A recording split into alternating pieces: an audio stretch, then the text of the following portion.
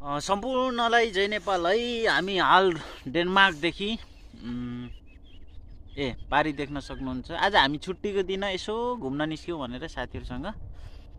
अहिले चाहिँ हामी यस्तो खेतबारीमा अहिले यहाँ गहुँहरू मकैहरू देख्नुभएको छ। अब सिजन अहिले त्यही हो। पारी देख्न सक्नुहुन्छ ट्रेन भर्खर कस्तो ठ्याक्क भिडियो गराउँ भनेको ठ्याक्क ट्रेन नै आएको देख्न सक्नुहुन्छ। धेरै लामो छ तपाईको गनम कति धेरै छ लगभग बक्सा हेर्दा चाहिँ 1 2 3 4 5 6 7 8 9 10 10 20 लगभग 50-60 एउटा बक्सको छ।